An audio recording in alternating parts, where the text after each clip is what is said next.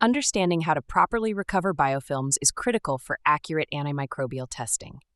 In this video, we'll walk you through the essential steps of the MBEC Assay PEG recovery procedure, from initial rinsing and biofilm growth verification through antimicrobial challenge to final analysis.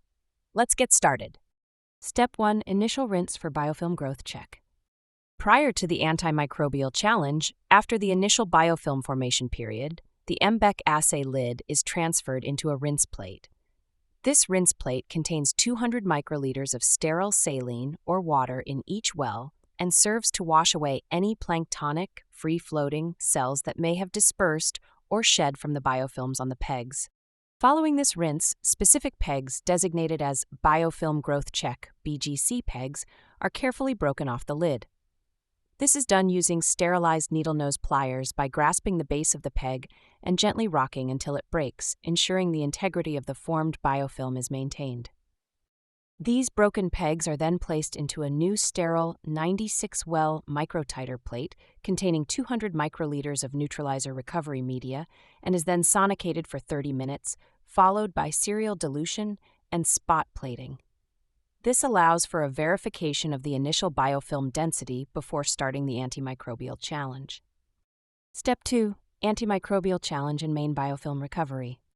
After the biofilms on the remaining pegs have been exposed to the antimicrobial agents for the desired contact time, the entire MBEC assay lid is transferred from the challenge plate to a rinse plate filled with 200 microliters of sterile saline, then to a freshly prepared neutralizer recovery plate.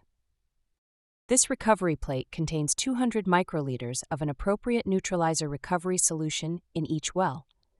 The neutralizer is a critical component, as it effectively inactivates residual antimicrobial compounds that may be carried over from the challenge plate.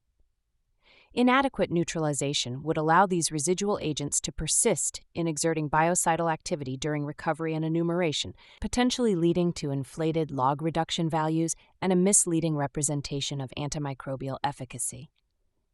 By employing a proper neutralizer, you can be sure that microbial recovery accurately reflects the surviving population, enabling a precise and reliable evaluation of the antimicrobial's true performance under test conditions. Innovotech often utilizes a universal neutralizer, which also incorporates a surfactant to aid in the efficient recovery of the biofilm. Examples of components in a universal neutralizer include L-histidine, L-cysteine, and reduced glutathione, often supplemented with saponin and polysorbate 80 in the growth medium. Step 3. Sonication for biofilm dislodgement. Once the MBEC assay lid is placed in the neutralizer recovery plate, the entire plate is then transferred to an ultrasonic cleaner water bath sonicator. For this step, the plate is positioned on a dry stainless steel insert tray that sits in the water of the sonicator. The sonicator is typically run on high for 30 minutes.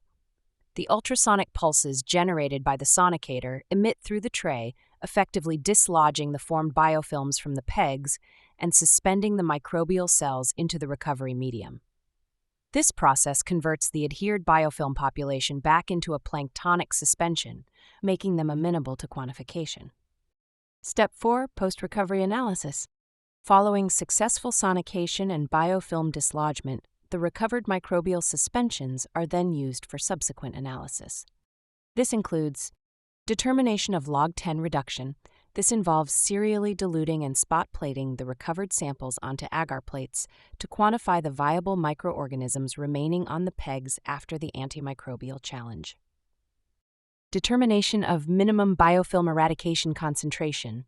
This critical metric is determined by assessing the growth or lack thereof in the neutralizer recovery plate after incubation. Clear wells indicating no microbial growth signify that the antimicrobial concentration was sufficient to eradicate the biofilm. This can be visually checked for turbidity or measured by optical density at 650 nanometers, OD 650. Step 5. Microscopy sample preparation. Beyond quantitative recovery, selected pegs can also be recovered and prepared for detailed microscopic examination, either immediately following biofilm formation and rinsing or after the antimicrobial challenge but before neutralization and sonication. This includes scanning electron microscopy (SEM), Pegs are fixed, dehydrated, and mounted on stubs to visualize the intricate structure of the biofilm. Now that you understand the biofilm recovery procedure, you're ready to ensure accurate and reliable results in your antimicrobial testing.